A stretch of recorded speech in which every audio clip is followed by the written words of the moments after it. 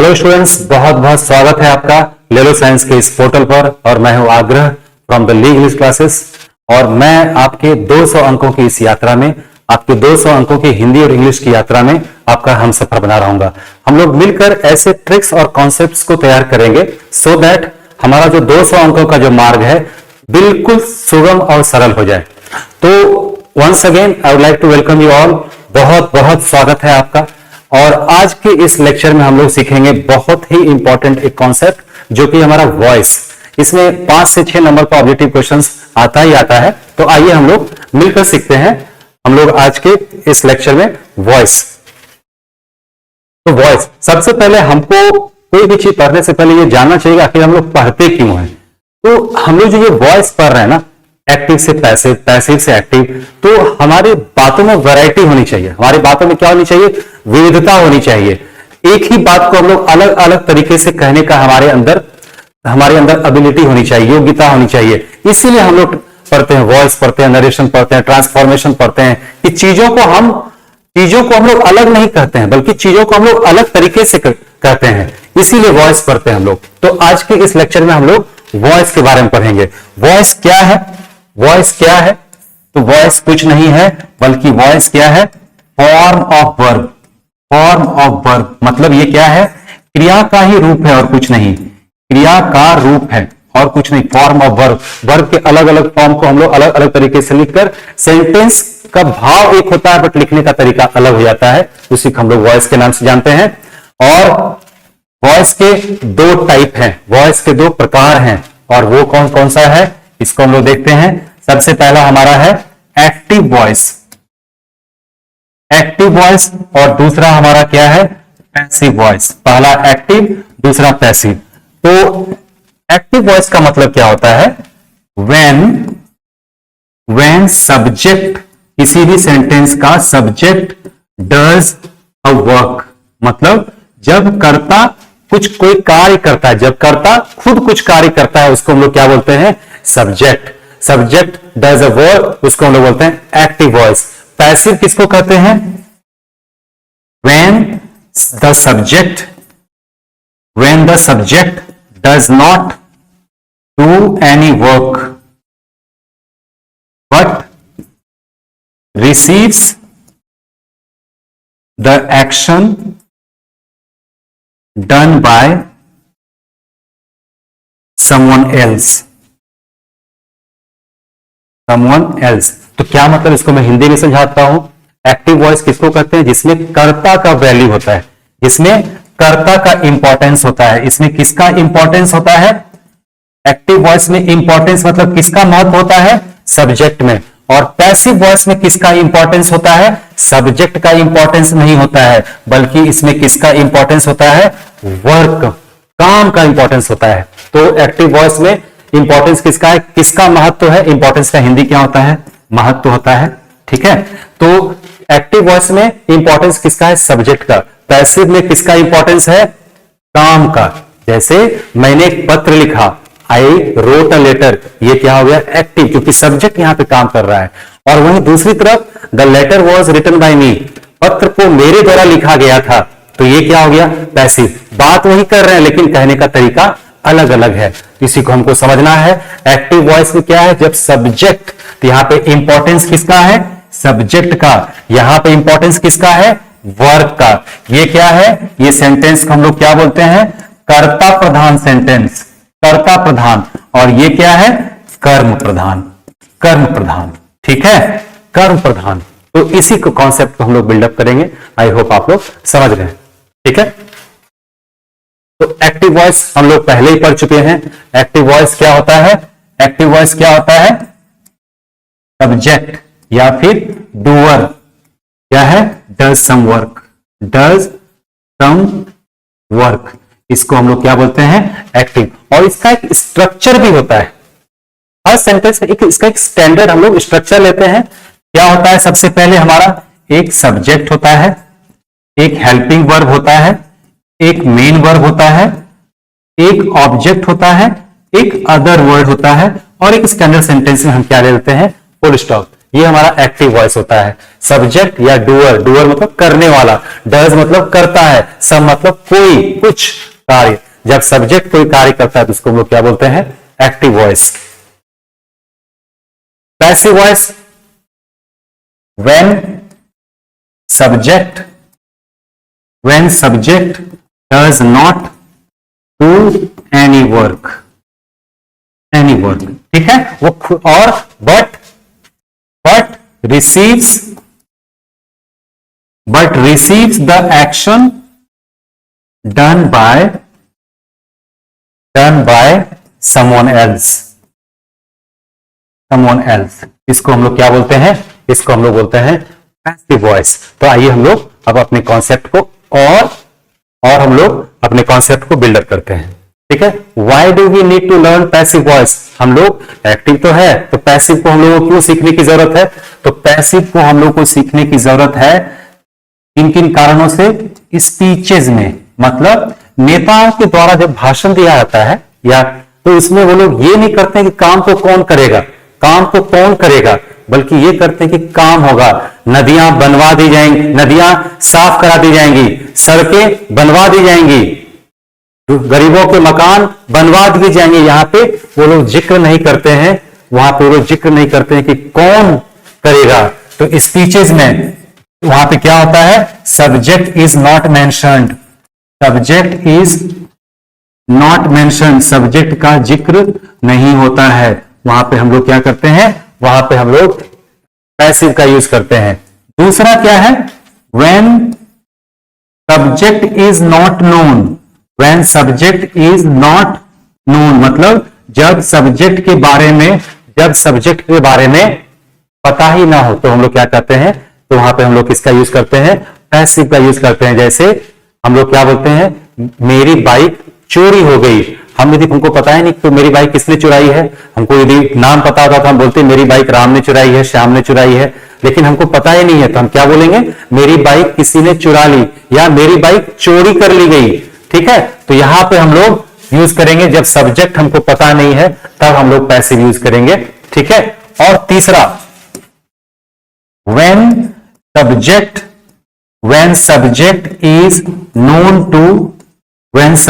is known to everyone, और जब subject सबको पता है तब हम लोग क्या यूज करते हैं? तब भी हम लोग यूज करते हैं पैसिव। अब जैसे सब्जेक्ट मेंशन नहीं करना है, हम लोग क्या बोलेंगे? Roads will be constructed. कौन कंस्ट्रक्ट करेगा? करने वाला नहीं है, इसमें सब्जेक्ट का उल्लेख यहां पे नहीं किया गया है। तो ये सेंटेंस किसमें हो गया? ये सेंटेंस हो गया हमारा पैसिव में हो गया। When subject is not known, यहां पे हमको सब्जेक्ट के बारे में नहीं पता है। जैसे हम लिखेंगे My bike was stolen, यहां पे हमको सब्जेक्ट का ही पता नहीं है, तो वहां पे हम क्या लिखे? My bike was stolen, ठीक है। सब्जेक्ट हमको पता ही नहीं है, यहां पे मेंशन नहीं कर रहे हैं। और जब सब्जेक्ट सबको पता है, जैसे हम लोग क्या लिखेंगे? Hindi is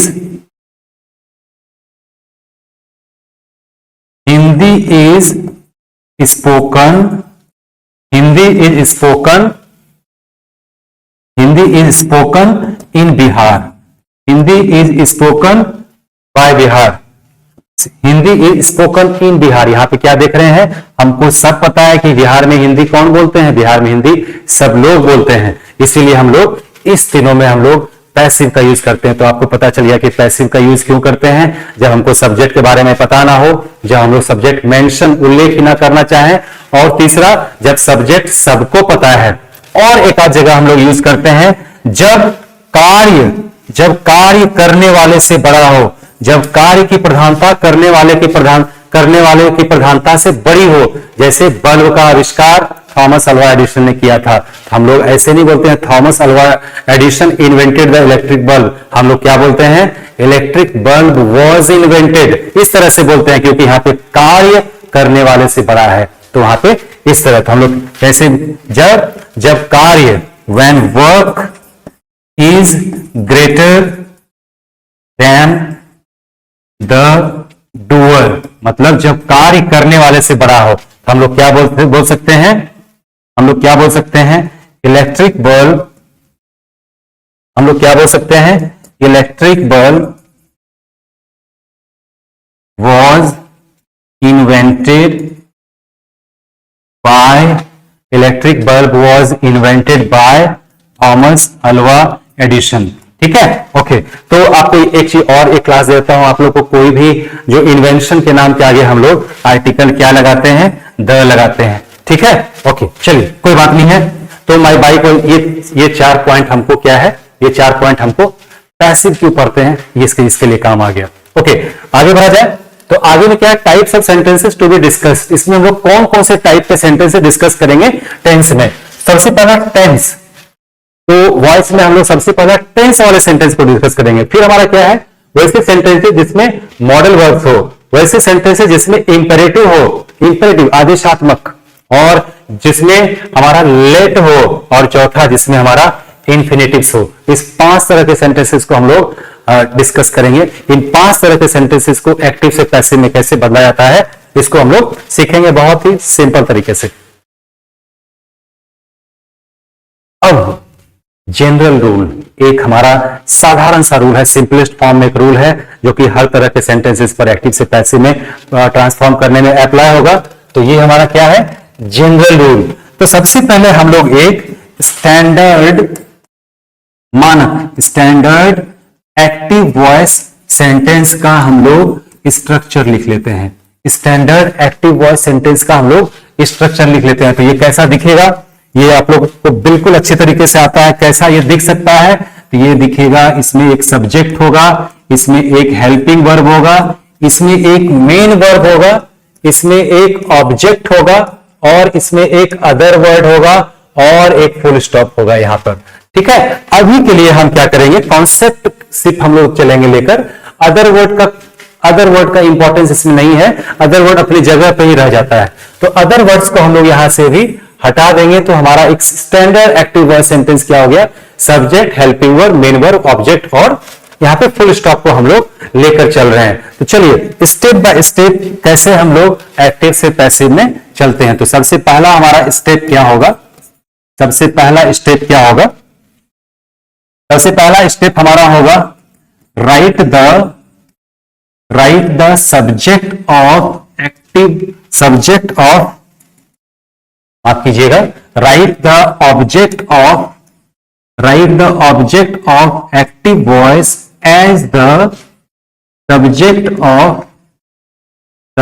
of passive voice. ठीक है, तो ये हो गया हमारा।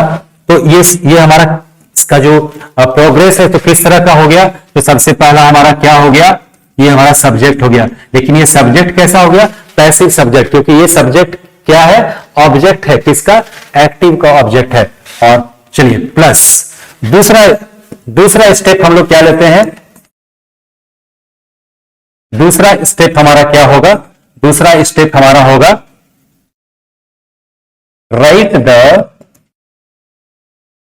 Right the helping verb as modified helping verb.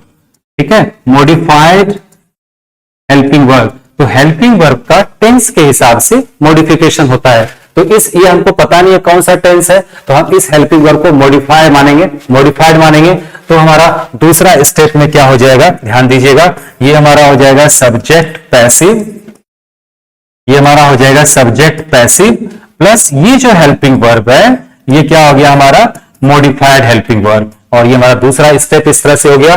तीसरा जो हमारा स्टेप होगा वो होगा क्या, हमारा स्टेप 3। स्टेप 3 हमारा क्या होगा, अब हम लोग आते हैं मेन वर्ब पे। तो मेन वर्ब क्या हो जाएगा हमारा, तो अब हमारा यहां पर मेन वर्ब का कोई भी फॉर्म रहे, यहां पे हमने लिखना है, हमको लिखना क्या है, तो राइट द थर्ड फॉर्म, इसको हम लोग ऐसे लिख देते हैं थर्ड फॉर्म, इसको हम लोग पास्ट पार्टिसिपल भी बोलते हैं। Right the third form of main verb. तो यहां पे third form of main verb, तो इसकी प्रोग्रेस क्या हो जाएगी, तो इसकी प्रोग्रेस में हम क्या लिखेंगे, यहां पे ये हो गया हमारा सब्जेक्ट, इसको हम लोग पैसिव सब्जेक्ट बोलेंगे। यहां पे हमारा क्या होगा, ये हमारा मॉडिफाइड हेल्पिंग वर्ब हो गया, उसके बाद ये क्या हो गया हमारा मेन वर्ब का, यहां पे कोई भी मेन वर्ब का फॉर्म रहे, यहां पे क्या आएगा, यहां पे हमारा मेन वर्ब का थर्ड फॉर्म ही आएगा। ठीक है, तो अगला स्टेप के लिए हम लोग अगले स्लाइड में मूव करते हैं। चलिए स्टेप 4, स्टेप 4 में हम लोग आते हैं। स्टेप 4 में हमको क्या करना है, राइट बाय। अब हम लोग क्या लिखेंगे, बाय लिखेंगे। तो ये हमारा स्ट्रक्चर क्या हो गया, ये हमारा स्ट्रक्चर सब्जेक्ट पैसिव प्लस उसके बाद क्या हो गया हमारा मॉडिफाइड हेल्पिंग वर्ब, उसके बाद हमारा क्या हो गया मेन वर्ब का थर्ड फॉर्म प्लस उसके बाद क्या हो गया, उसके बाद बाय हो गया। ये स्ट्रक्चर हमारा एक और पैसिव के स्ट्रक्चर के बिल्कुल करीब है हम लोग, पैसिव के स्ट्रक्चर के बिल्कुल करीब है हम लोग। और हमारा स्टेप नंबर 5, इसमें हमारा क्या हो जाएगा, स्टेप नंबर में write the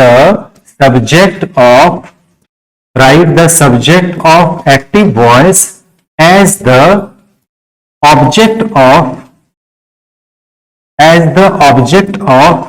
passive voice, as the object of passive voice. तो ये हमारा क्या हो गया, इसको आप लोग अच्छी तरह से ध्यान दीजिएगा। तो हमारा क्या हो गया स्ट्रक्चर पैसिव का, subject passive subject plus modified helping verb plus main verb का third form plus by plus object. इस ऑब्जेक्ट को हम लोग क्या बोलेंगे, इस ऑब्जेक्ट को हम लोग क्या बोलेंगे, इस ऑब्जेक्ट को हम लोग बोलेंगे पैसिव ऑब्जेक्ट। इस ऑब्जेक्ट को हम लोग क्या बोलेंगे, पैसिव ऑब्जेक्ट। तो बच्चों हमने क्या देखा, एक बार फिर से हम लोग क्विक रिवीजन कर लेंगे। स्टैंडर्ड एक्टिव वॉइस से क्या होता है, subject helping verb main verb object, other words अपनी जगह पर रहेगा, इसलिए हम इसको इग्नोर कर दिए। तो यहां पे क्या हो गया, पहले हम लोग क्या करेंगे, एक्टिव के ऑब्जेक्ट को पैसिव का सब्जेक्ट लिख दिए, इसको पैसिव सब्जेक्ट बोले, पहला स्टेप। दूसरा क्या हो गया, ये जो हेल्पिंग वर्ब है ना, इसको हम लोग मॉडिफाई करेंगे टेंस के हिसाब से, आगे हम लोग इसको और भी इसका हम लोग समझेंगे, अभी के लिए इसको मॉडिफाइड हेल्पिंग वर्ब मानिए। तो दूसरा स्टेप ये हो गया। तीसरा क्या, यहाँ पे कोई भी मेन वर्ब का फॉर्म रहे, इसको हम लोग थर्ड फॉर्म ही लिखेंगे। चौथा क्या है, बाय लिखना है, ये हमारे पैसिव के स्ट्रक्चर में आएगा। और पांचवा क्या है, एक्टिव का ऑब्जेक्ट पैसिव का सब्जेक्ट और एक्टिव का सब्जेक्ट पैसिव का ऑब्जेक्ट, ये आपको अच्छी तरीके से आना चाहिए। और दूसरा चीज इसमें हम आपको बेटा बता देना चाहते हैं कि जैसे कुछ आपको प्रोनाउंस का केस बहुत काम आएगा। प्रोनाउंस का केस मतलब आपको पता होना चाहिए, सब्जेक्ट और ऑब्जेक्ट केस क्या होता है, ये आपको बहुत ही आसान तरीके से हम बता देना चाहेंगे कि आई का क्या हो जाता है, आई का ऑब्जेक्ट मी हो जाता है। वी का क्या हो जाएगा, ये अस हो जाएगा। ठीक है, यू सिंगुलर का क्या हो जाएगा, इसका यू ही रहेगा। यू प्लूरल का क्या रहेगा, ये भी हमारा यू ही रहेगा। ही का क्या हो जाता है, ही का हिम हो जाता है ऑब्जेक्ट। शी का क्या हो जाता है, शी का हर हो जाता है। इट का क्या हो जाता है, इट का इट ही रह जाता है। दे का क्या हो जाएगा ऑब्जेक्ट, दे का देम हो जाएगा। ये एक जरूरी चीज है आपको एक्टिव से पैसिव बनाने के लिए। दूसरा, आपको मेन वर्ब का थर्ड फॉर्म आना चाहिए, जिसको हम लोग क्या बोलते हैं, पास्ट पार्टिसिपल फॉर्म। दूसरा, नाउन चेंज नहीं होता है, नाउन सब्जेक्ट से ऑब्जेक्ट या ऑब्जेक्ट से सब्जेक्ट जाएगा तो वो हमारा चेंज नहीं होगा। नाउन के पहले यदि पजेसिव लगा रहे या फिर कोई एडजेक्टिव लगा रहे या फिर कोई आर्टिकल लगा रहे, ठीक है, तो हम लोग हूबहू उसको वैसा ही लिखते हैं। पजेसिव मतलब क्या होता है, जैसे हम माई लिखते हैं, आर लिखते हैं, हिज लिखते हैं, ठीक है, हर लिखते हैं, ये सारा क्या हो गया, हमारा पजेसिव हो गया। एडजेक्टिव में क्या हो जाएगा, रेड हो जाएगा, व्हाइट हो जाएगा, इंटेलिजेंट हो जाएगा, ये सब हमारा क्या हो जाएगा, ये सब हमारा एडजेक्टिव हो गया। आर्टिकल में क्या है, ए एंड द, तो ये सब यदि किसी नाउन के बगल में रहेगा या नाउन अकेला भी रहेगा तो उसमें फर्क नहीं पड़ेगा, उसको हम लोग एक्टिव से पैसिव और पैसिव से एक्टिव, है ना, मतलब सब्जेक्ट से ऑब्जेक्ट, ऑब्जेक्ट से सब्जेक्ट हम लोग उसी तरह से इसको लिख के ले आएंगे। जैसे योर कार चाहे सब्जेक्ट की जगह पर रहे तो ऑब्जेक्ट पे जाके वही हो जाएगा, और यदि ऑब्जेक्ट की जगह पर रहे तो सब्जेक्ट की जगह जाके वही हो जाएगा। माई बुक, ये भी नहीं चेंज होगा। बुक, ये भी चेंज नहीं होगा। राम, ये भी चेंज नहीं होगा। श्याम, ये भी चेंज नहीं होगा। सीता, ये भी नहीं होगा। लेकिन सी का हर हो जाएगा, हर का सी हो जाएगा। ठीक है, अकॉर्डिंगली। तो इतना चीज यदि बेटा आपको आता है तो हम लोग बिल्कुल करीब हैं, हम लोग एक्टिव से पैसिव में ट्रांसफॉर्म करने के लिए, एक्टिव से पैसिव में ट्रांसफॉर्म करने के लिए हम लोग बिल्कुल तैयार हैं। चलिए आगे बढ़ा जाए।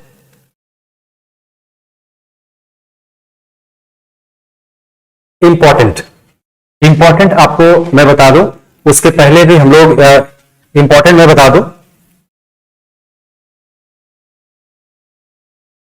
If subject of active voice, if subjects of active voice are, यदि एक्टिव वॉइस के सब्जेक्ट क्या है?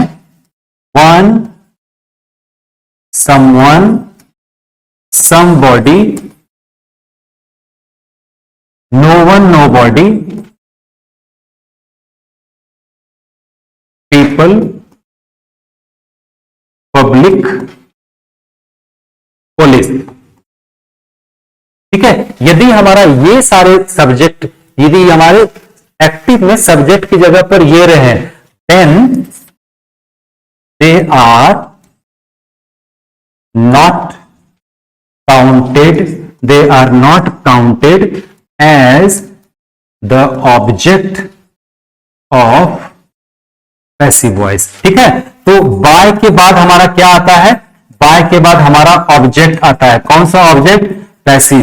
तो ये तो काउंट होगा नहीं, यदि ये सारे हमारे सब्जेक्ट की जगह पर आएंगे हमारा, तो ये हमारा काउंट नहीं होगा, और ये काउंट नहीं होगा तो बाय भी नहीं काउंट होगा, बाय भी नहीं आएगा। तो इसका मतलब क्या होता है, हम लोग इसको अभी एक छोटे से एग्जाम्पल से हम लोग इसको देखते हैं। ठीक है, एक छोटे से एग्जाम्पल से हम लोग देखते हैं। तो Ram is playing cricket, Ram is playing cricket, ये एक एक्टिव है, ये एक एक्टिव वॉइस है, इसको हम लोग को पैसिव में बदलना है। तो बहुत ही आसान रूल है, हम लोग स्टेप बाय स्टेप चलेंगे। सबसे पहले क्या है? ऑब्जेक्ट, एक्टिव का ऑब्जेक्ट, पैसिव का क्या हो जाएगा? सब्जेक्ट हो जाएगा। तो इसको हम लोग पैसिव वॉइस जब लिखेंगे तो कैसे लिखेंगे? इसको हम लोग लिखेंगे क्रिकेट। अब हमारा दूसरा क्या था? दूसरा हमारा क्या था? Modified helping verb. Modified helping verb तो हमको बाबू पता नहीं है, तो हमको अभी पता नहीं है कि क्या होगा, तो हम लोग इसको कैसे लिख देंगे? मॉडिफाइड हेल्पिंग वर्ब ही लिख देंगे हम लोग, मॉडिफाइड हेल्पिंग वर्ब भी लिख देंगे। ठीक है, प्लस क्या आएगा उसके बाद? प्लेइंग। हमने बताया था आपको मेन वर्ब का कोई भी फॉर्म है उसको हम लोग थर्ड ही लिखेंगे। तो यहां पे क्या हो जाएगा? यहां पे हो जाएगा प्लेड। उसके बाद स्ट्रक्चर में बाय है, कुछ और नहीं सोचना है, तो बाय। और उसके बाद राम, हम बताए थे आपको कि नाउन रहेगा तो चेंज नहीं होगा। बाय के बाद क्या हो जाएगा? बाय के बाद राम ही आ जाएगा। तो ये हमारा पैसिव हो गया। लेकिन एक चीज जो सबसे इंपॉर्टेंट है जिसको हमको समझना है वो क्या है? Modified helping verb. Modified helping verb. चलिए एक और एग्जांपल लेते हैं। यहां पे हम लोग राम के बदले ही कर देते हैं, तब क्या हो जाएगा? He is playing cricket. बाकी सारा चीज तो सेम है, लेकिन यहां पे राम के बदले क्या आ जाएगा? क्या आ जाएगा? ये सब्जेक्ट पैसिव का ऑब्जेक्ट बन गया। तो ही का ऑब्जेक्ट क्या था? ही का ऑब्जेक्ट क्या था? हिम। तो हमारा क्या आ जाएगा यहां पे? हिम। तो ये कॉन्सेप्ट है, ये कॉन्सेप्ट है।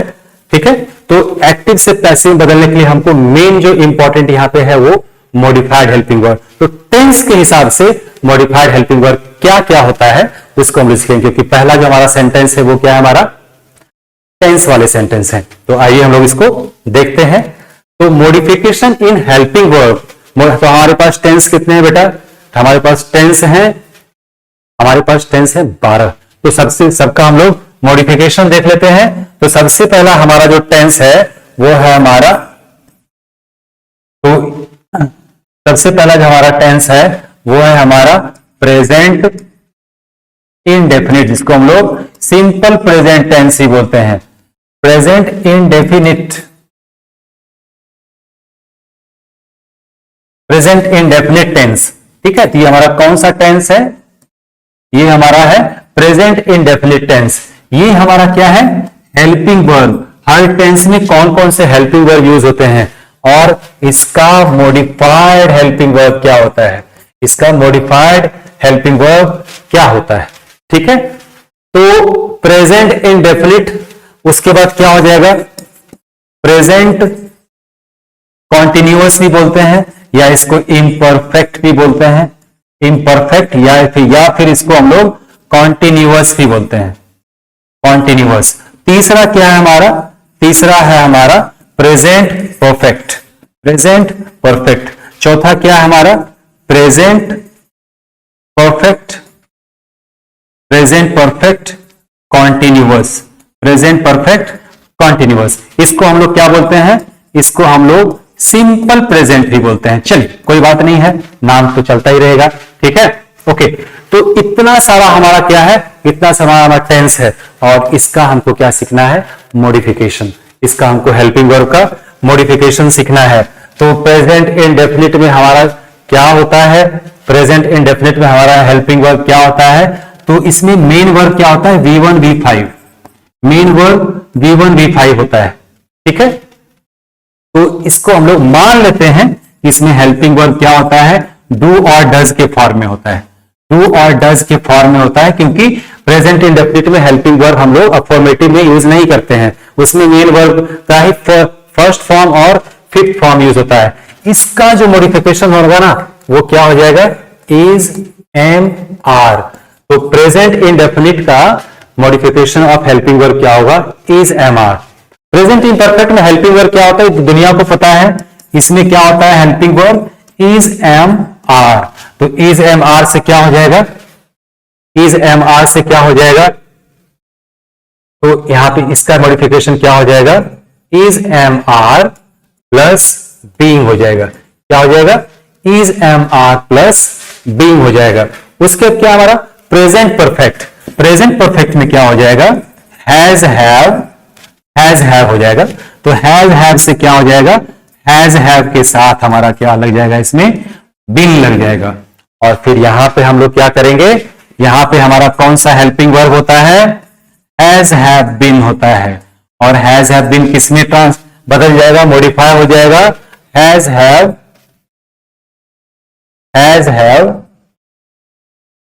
बीन प्लस बीइंग हो जाएगा, has have been plus being हो जाएगा। तो ये हमने देखा कि टेंस का मॉडिफिकेशन किस तरह से हुआ। बाकी हमारे पास और भी है, एक और टेंस का हम लोग मॉडिफिकेशन कर लेंगे क्योंकि सारा चीज आज संभव नहीं है। तो ये हमारा किसका हो जाएगा? हमारा पास्ट इंडेफिनिट, पास्ट इंडेफिनिट जिसको हम लोग क्या बोलते हैं? जिसको हम लोग सिंपल पास्ट भी बोलते हैं, सिंपल पास्ट बोलते हैं। इसका मेन वर्ब का सेकेंड फॉर्म इसमें क्या होता है? मेन वर्ब का सेकेंड फॉर्म होता है ना, जिसको हम लोग डिड के नाम से जानते हैं। डिड के नाम से हेल्पिंग इसमें आए हेल्पिंग वर्ब हम लोग डिड के नाम से जानते हैं। और इसका जो मॉडिफिकेशन होगा वो क्या होगा?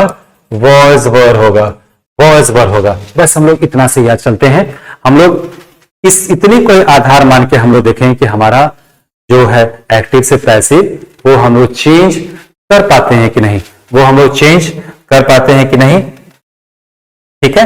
तो आइए हम लोग अब तो सबसे पहले हम लोग मॉडिफिकेशन देख लें। ये हमारा हेल्पिंग वर्ब का मॉडिफिकेशन है, ये हमारा हेल्पिंग वर्ब का मॉडिफिकेशन है यहां तक, ओके। तो अब हम लोग सीखेंगे कैसे एक्टिव से पैसिव बनाया जाता है। चलिए हम लोग कुछ कुछ लिखते हैं। someone stole my bike, someone stole my bike। एक पेज में हम लोग ये लिखते हैं, ठीक है। तो सबसे पहले हमको क्या करना है? तो सबसे पहले हमको क्या देखना है? ऑब्जेक्ट क्या है हमारा? माई बाइक है इसका। तो माई बाइक हमारा क्या हो गया? ये हमारा एक्टिव वॉइस हो गया, ये हमारा क्या हो गया? Passive voice. तो सब्जेक्ट जो है हमारा, सब्जेक्ट जो है हमारा वो क्या हो गया? पैसिव का ऑब्जेक्ट। तो माई बाइक हो गया। उसके बाद स्टोल, ये क्या है? ये वर्ब का सेकेंड फॉर्म है वर्ब का सेकेंड फॉर्म का मॉडिफिकेशन क्या है, ये देखिए हमारा क्या है, वॉज वर्ब। ये क्या हमारा वॉज वर्ब। तो यहां पे क्या आ जाएगा हमारा, तो यहां पर भी हमारा क्या आ जाएगा, तो समवन माई बाइक। अब क्या है, वॉर तो नहीं आएगा, वॉर तो प्लूरल के साथ आएगा ना, हाँ, तो यहां पे क्या आ जाएगा, वॉज, माई बाइक वॉज। अब वर्ब का कोई भी फॉर्म हो वो वर्ब का थर्ड फॉर्म में ही जाएगा। तो क्या हो जाएगा, my bike was stolen, my bike was stolen. अब हम क्या लिखेंगे यहां पे, बाय समवन, बाय समवन। तो क्या ये सही बात है बाय समवन लिखना? नहीं, क्योंकि हमने आपको बताया है कि one someone somebody, no one nobody, people public police यदि हो तो हम लोग क्या करेंगे, हम लोग समवन को काउंट नहीं करेंगे ऑब्जेक्ट की जगह, और जब इसको काउंट नहीं करेंगे तो बाय भी नहीं आएगा। तो हमारा जो सेंटेंस है पैसिव का वो यहीं तक हो जाएगा, my bike was stolen, my bike was stolen. चलिए दूसरा सेंटेंस हम लोग देखते हैं बेटा, he writes a letter, he writes a letter। चलिए ये हमारा एक्टिव वॉइस हो गया, इसको हम लोग पैसिव में यदि लिखना चाहें तो कैसे लिखेंगे, तो हमारा अ लेटर हम आपको बताए थे, यदि पॉजेसिव लग गया, यदि आर्टिकल लग गया तो हु वैसा ही लेके आ जाएंगे। तो कैसे होगा, a letter, a letter. Okay, अब राइट्स वर्ब का पांचवा फॉर्म, इसका मॉडिफिकेशन क्या होगा, इज एम आर। तो राइट, तो लेटर के साथ एम तो नहीं आएगा ना, लेटर के साथ आर तो नहीं आएगा ना, लेटर के साथ क्या आएगा, इज। तो अ लेटर इज, इसके बाद क्या हो जाएगा, रिटन, कोई फॉर्म आएगा उसमें वर्ब का, उसमें वर्ब का तीसरा फॉर्म में आएगा, a letter is written by, a letter is written by. अब क्या हो गया, ये हमारा ही है, ये हमारा ही है, तो यहां पे क्या हो जाएगा, हिम हो जाएगा। तो आप लोग बताइए कैसा लगा आपको ये क्लास, ठीक है। ऐसे ही हम लोग कॉन्सेप्ट्स को बिल्डअप करते रहेंगे, मेहनत करते रहेंगे, एक एक कॉन्सेप्ट को हम लोग तरीके से सजाएंगे, सो दैट हमारा जो वार्षिक परीक्षा है उसमें एक भी मार्क्स हमारा कट नहीं पाए, और हम लोग इंग्लिश और हिंदी को मिला के कम से कम को बोल रहा हूं 180 प्लस को स्कोर करेंगे। बहुत बहुत शुक्रिया आपका इस सेशन को ऑब्जर्व करने के लिए, ठीक है। एक और जरूरी चीज मैं बता देना चाहता हूं आपको कि यहां पर जब मैंने इस चीज को डिस्कस किया, यहां पे एक, यदि सब्जेक्ट की जगह पर वी रहे ना, यदि सब्जेक्ट की जगह पर वी रहे और ये वी किस पर लागू हो, the whole mankind, the whole mankind मतलब संपूर्ण मानव जाति पर लागू हो, तब भी इसका हम लोग पैसिव के ऑब्जेक्ट की जगह यूज नहीं करते हैं। लेकिन स्पेशल केस है ये, वी का प्रयोग यदि सब्जेक्ट की जगह पर किया जाए, वी का जगह पे सब्जेक्ट की जगह पे किया जाए, और सब्जेक्ट का मतलब होल मैनकाइंड हो, द होल मैनकाइंड, तब भी हम लोग इसका यूज ऑब्जेक्ट की जगह पर नहीं करते हैं। बहुत बहुत धन्यवाद आपका इस सेशन को देखने के लिए।